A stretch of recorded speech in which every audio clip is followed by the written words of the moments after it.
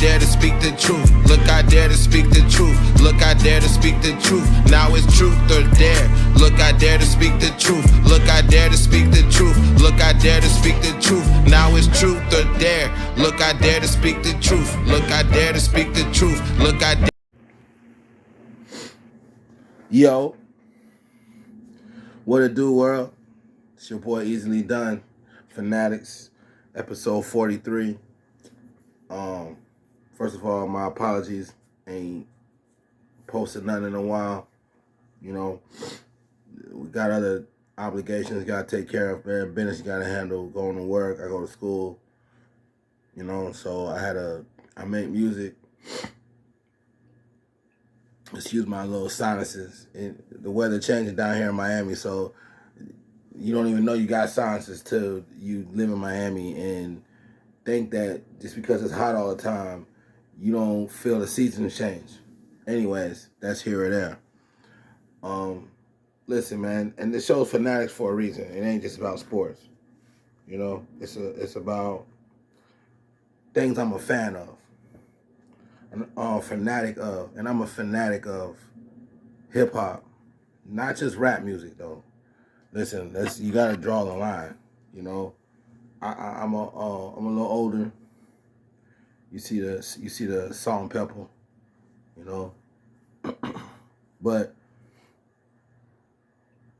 I'm about bars, bro. I grew up on bars. I grew up in the Nas, Jay-Z, Big Boy, and Andre 3K, Outkast, Scarface, T.I., you know, the list go on and on. I could keep going. Wu-Tang, Mobb Deep, we could keep going, right? So I appreciate bars. I know we live in an era now, they're not valued like they used to be. But you got me fucked up if you're gonna tell me dudes ain't still out here spitting. And that's why I had to do this one on this musical version of FANATICz, because I had to salute. It's really been out for a couple weeks, right? But I had to salute my dogs, man. They put one together. You know, it's really been out for a month, really close to a month. Benny the Butcher, and I done said his name too many times on FANATICz. I'll be mentioning to you about this man because he's part of a movement that done shifted the culture slightly. Everybody don't know Benny the Butcher. You can ask a lot of younger dudes. They might know, they might not. But a lot of dudes my age, a little younger, they know Benny the Butcher. Conway the Machine, right? But this particular album is with Benny the Butcher and a dude that I think he's the most criminally underrated rapper out right now as far as bars. For those that don't know, 38 Special. My man Benny the Butcher and 38 Special made a sequel to their series, Stabbed and Shot. That's when I first got on 38 Special, was the first Stabbed and Shot.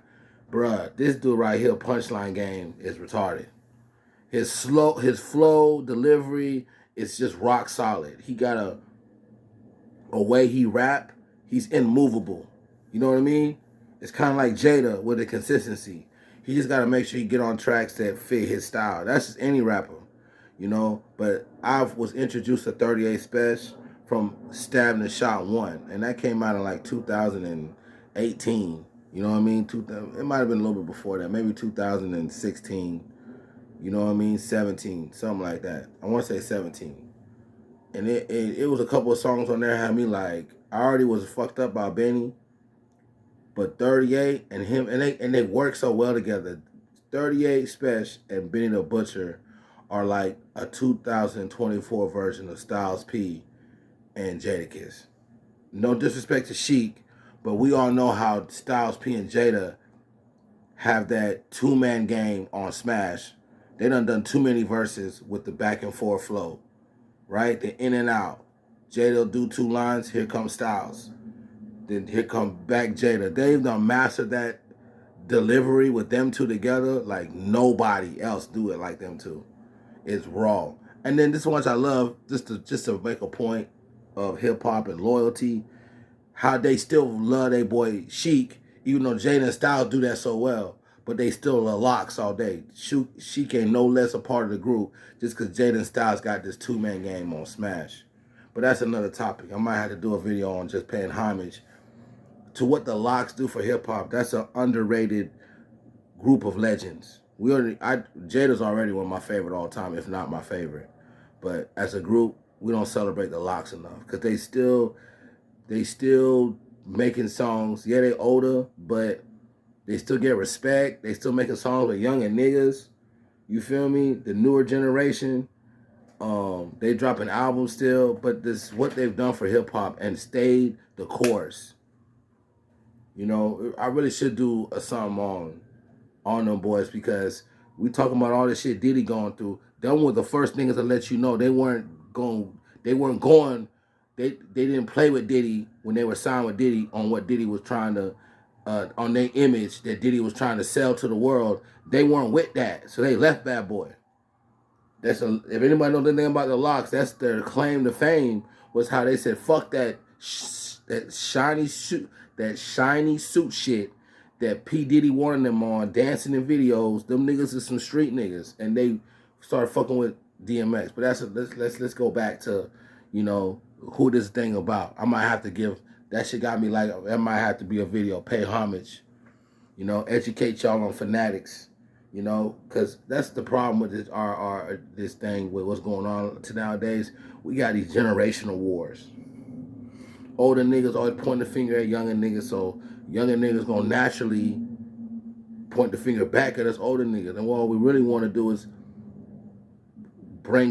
we just trying to really, in the sake of hip hop with that generational gap, is keep the culture going, because us older dudes don't really love a lot of the shit we hear from these artists, knowing it ain't gonna go nowhere in our mind as far as whatever artist it is and his career length and carrying the torch. But a younger nigga trying to tell you is respect this new wave, new sound. So we gotta find middle ground, because at the end of the day, me as a fanatic of hip hop, I want to see the culture stay. I don't want to see it have no reason to go away. We're going through this whole identity crisis right now, midlife identity crisis. You feel me? But the culture gotta, you know, hip hop bars matter, bro. I can't go a day without listening to bars. I done had a girl I was talking to. The girl had her I don't listen to rap all type of times of the day, and that had me like, man, you fuck that, you tripping. I listen to rap all the time. I can listen to certain bars that cater to the time of the day. When I wake up, get ready for work, riding to work, when I'm at work, when I'm at the crib, when I'm writing music, man, listen, Stabbed and Shot too. Betty the Butcher, 38 Special. Listen, this is one of them albums that, for those guys that love bars and spitting, yes. But now niggas might not feel it because it's East Coast. It's East Coast driven. You know what I mean? If you from the South or West and you like bars, you gonna fuck with it. You gonna fuck with it, because Benny and 38 is just going. It's like damn near a competition. Who gonna out rap the other? They barely got hooks on this bitch. You feel me? It's just bars, man. Who really the king? Oh my, that might be my favorite song on there. It's the song slightly over 2 minutes. You feel me? Benny come in. You see what I'm saying? 38. I love that. Straight bars. You know what I mean? Center Stage. That might be my favorite song, really. I love Center Stage, because it just got a beat that's like, wake up the room. It is a hip hop East Coast, but it's a more, I'm telling you, man, like, I just like this little album. Then they got a song with Busta on there called Jesus Arms. Busta is one of them. He don't get enough. We don't give him his due diligence as far as one of the legends in rap. Everybody will remember that little Chris Brown feature where he snapped and showed everybody how he got this. First of all, I didn't know Busta can go that fast. But I've been known Busta was a legend, though. Like, it didn't shock me I knew he could go fast, but not that fast, like Twister level. You know, Twister probably still got him as far as just straight speed. But the reason why Busta Raw, because he can give you the slow flow or the fast flow. The man got classic albums under his belt. And back in the era of hip hop he grew up in, when I mentioned all them names, while all them boys was talking that goon shit, Busta made music that you just want to listen to, bro. He just made you feel good. He made you want to dance. He made you want to nod your head. They wanted about just goon shit all day and on the block. You know what I mean? On the block, you know, hustling. He had a little bit of that too now, but Busta made a lot of songs too that, you know, put your hands where your eyes can see, like Break Your Neck. Like, I love Busta, man. For real. Anarchy album is one of my favorite albums of all time. When Disaster Strikes too is so the fact that they put him on there, I love that. You know, like I just love how these boys did this album, bro. You know, then they got another song. They bring in a more newer generation, but he's still on that lyrical vibe. He don't. It's still almost the same conversation on Bad Guy. On Bad Guy with Dave East. I don't know. A lot of y'all don't know who Dave East is, but a lot of people do know. And then he's an actor too. He was on that Wu-Tang show. He played Method Man. You know, Dave East. He's newer, but he's still been around for a while. Because I've been listening to Dave East for a minute. I listened to him back when Stabbed and Shot, the first one came out, 2017. So, but he's still younger because he's not Busta, who's been around since the 90s. You know? But he's that East Coast bars. He don't make radio shit, but he got his own little lane and he making money. He drop a lot of music. I've been fuck with him because he keeping bars alive. And he one of them niggas, he do a lot of songs with OGs. Him and Styles P, as I mentioned earlier, got a whole album together. That shit fire. They made that shit a couple years ago though. You know what I mean? But that shit fire though. Them boys went in on that shit, boy. Maybe more than a couple years, maybe 5 years, but see, that's what I'm talking about. Like this hip hop library, like the shit I be bumping every day. When I tell you I'm riding, bumping shit, when I go to the gym, this library of music I got on my phone, you know, I got thousands of songs. I personally made a list. You know, yeah, I got my Spotify account and let Spotify put me on some shit, you know what I mean? But some stuff I'm looking for myself. Cause I want to keep in tune with people I listen to and keep up with. You know what I mean? Because I don't want you to just put me on this radio shit.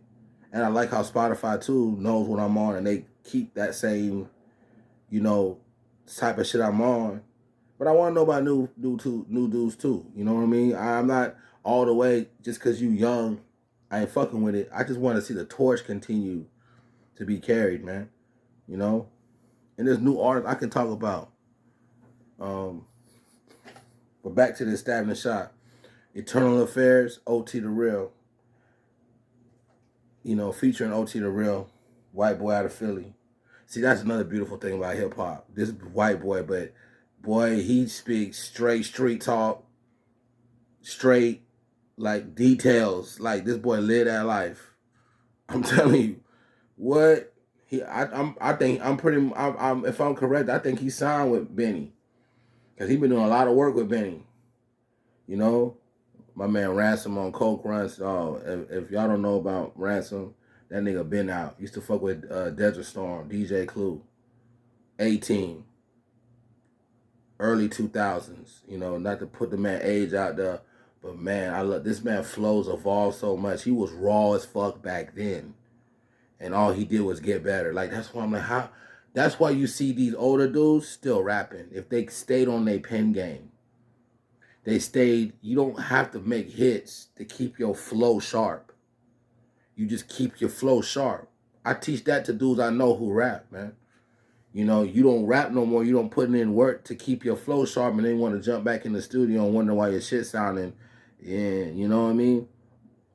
And this, you know, songs I really just liked off this Stabbed and Shot though, man. You know, just to let y'all, if y'all want to look up shit individually, you know, Who Really the King is my shit. Center Stage, Jesus Arms, Bad Guy, Eternal Affairs, Intent to Sell, fire. Watch List, fire. But overall, man, I want to get an album like an 8 out of 10. 8.5 out of 10. It's just good work, man. It's hip hop, bro. It keeping the culture going, you know. And we need this type of shit, man. We do. The culture need it. You know, it's just like when Killer Mike won his Grammy for Album of the Year. The culture needed that, man. And this is just let you know, bars come. Killer Mike been a lyricist forever. He's from that Outcast tree, Dungeon Family. That's their artist, you know. And to that album, Fire, I still bump that. That's all my, that's heavy rotation playlist, you know. So, yeah, man, it's just good to see that hip hop is still alive, bro. I don't listen to the radio. You ain't got to. And mad respect to these dudes that are doing their thing on the radio, making their hits. Got, the younger generation bumping it. Y'all should, enjoy music. Everybody should enjoy this shit, you know what I mean? But it's just bars matter, man. What is rapping without it being lyrically inclined? You ain't just saying simple, yeah, you might be talking goon shit, but if it's simplicity, ain't gonna be no longevity, bro. There's a reason why we like certain names and they've been around for a while, because them boys push their pen, you know?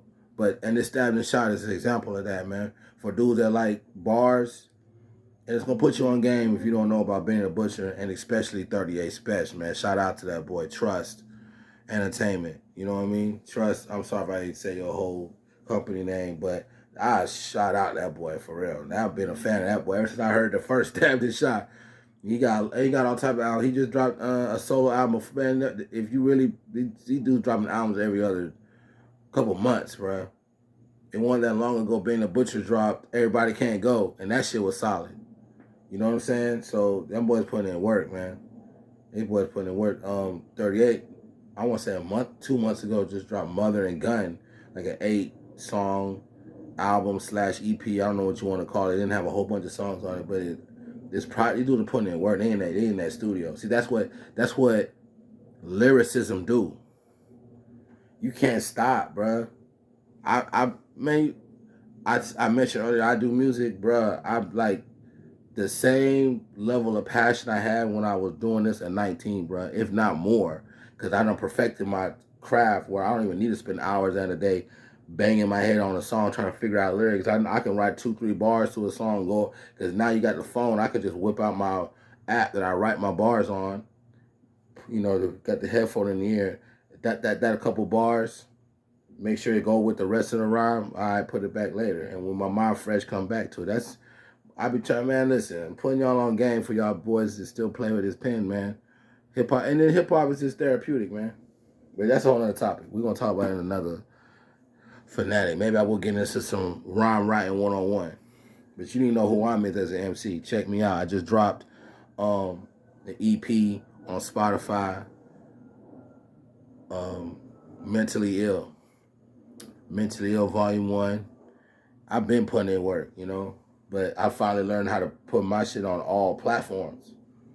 Understanding distribution and cause independent, so I want to do independent. I would love to get some distribution from a record label, but I don't want no record deal that got me owing you all type of bread when you gonna recoup all my shit and have me under some type of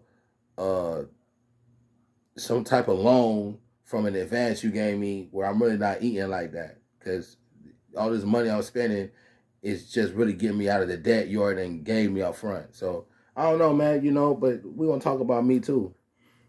I'm trying to show my worth with hip hop. I got co-workers, they don't even know when I be dropping, because if you my nigga, my co-worker, my homie, you should already be fucking with a nigga, man. How many times I gotta tell a nigga the same shit? Like, nigga, you know how to spell my name and look at my social media to find my shit. If you don't know, then you ain't giving a fuck, man. You learn a lot about niggas, bro. Straight up. That shit ain't what's up, man. You know what I mean? I ain't gonna get into specifics. I ain't no nigga be in my feelings neither. You feel me? Just don't be mad when moves are made and everybody can't go. Like my man Benny said. Alright? But, Stabbed and Shot too, man. Y'all check that out, man. Shout out to them boys, Benny the Butcher and 38 Special, man. Holding down the culture. Them boys putting heavy work. Griselda and Trust. the movements. Y'all boys putting in work, man. Upstate New York doing their thing, man. I salute y'all. But it's your boy Easily Done, FANATICz, episode 43.